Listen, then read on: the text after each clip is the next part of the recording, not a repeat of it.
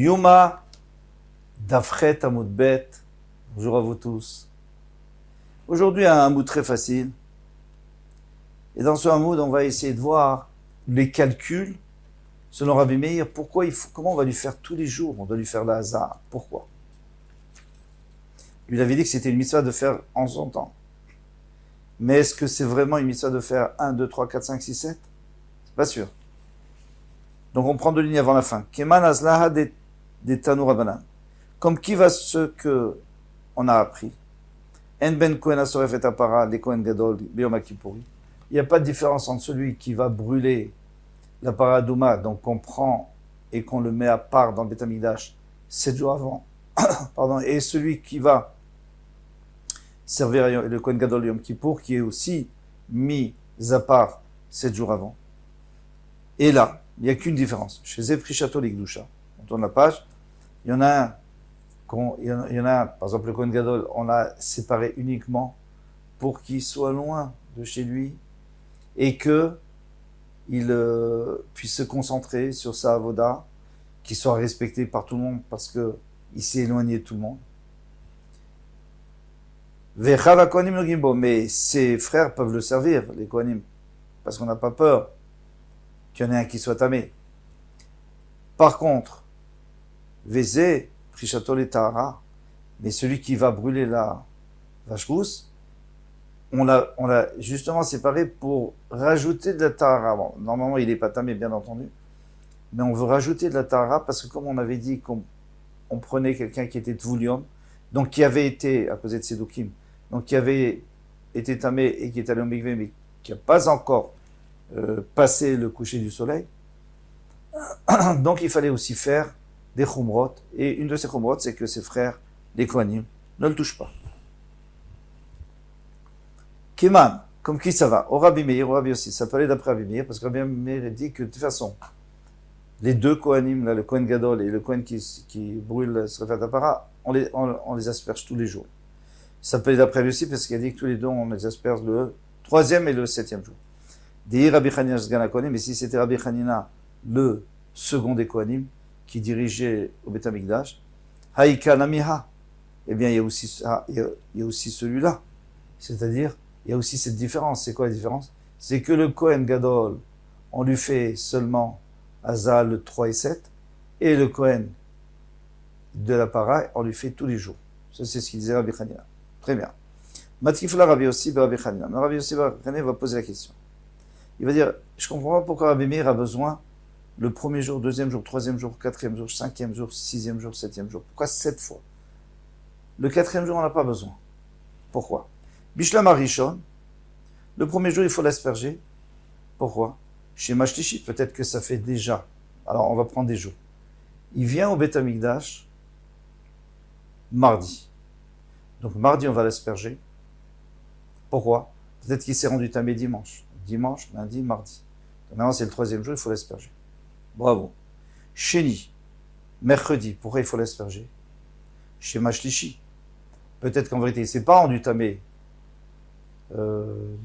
dimanche, il s'est rendu tamé lundi. Donc maintenant, il faut l'asperger lundi, mardi, mercredi. 4e jour.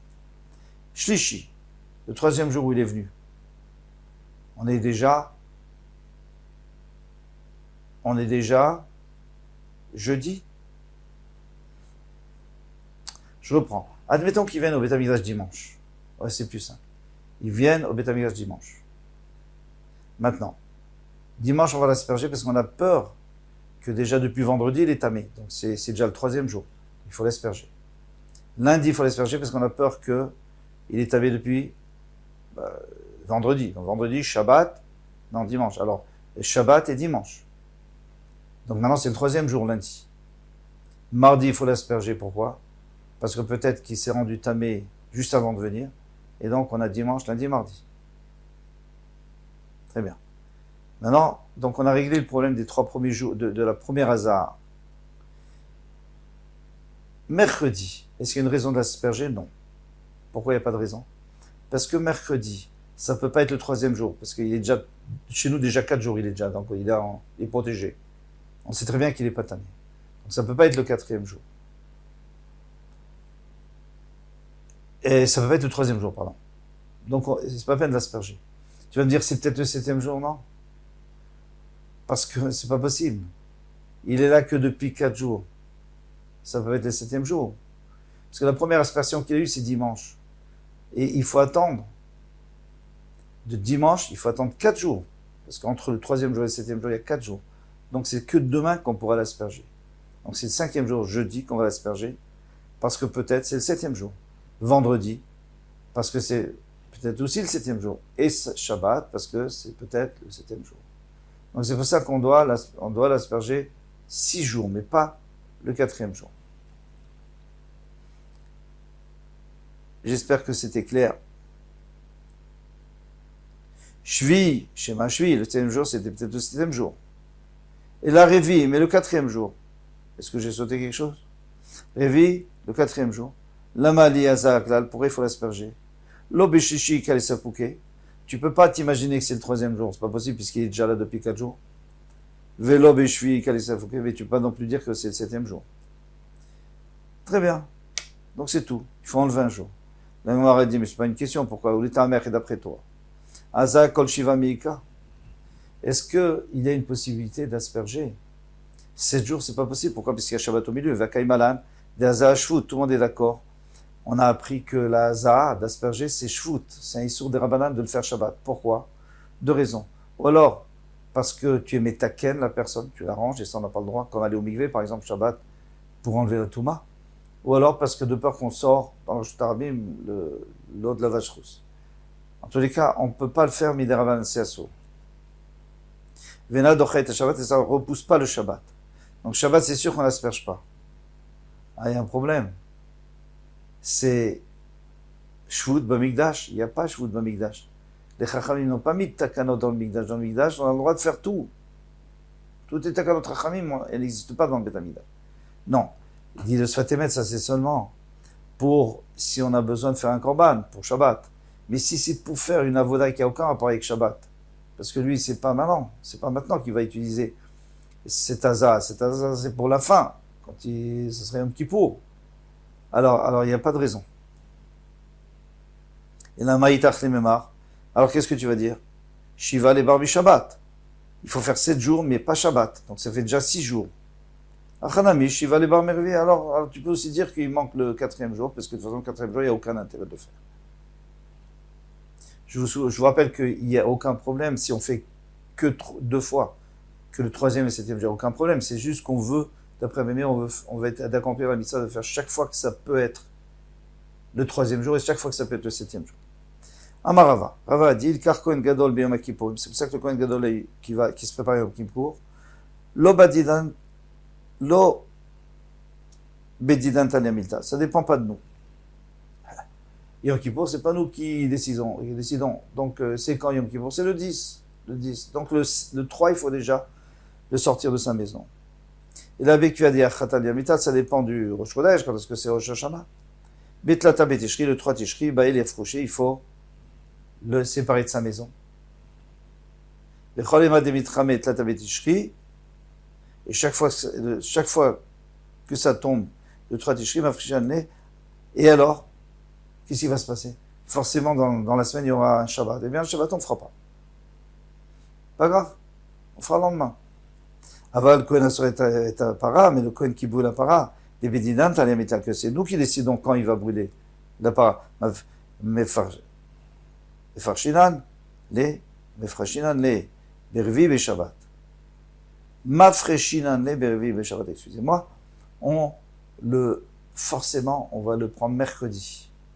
Quel intérêt? Qui est Redinitrame des Revi Shelo Beshabbat.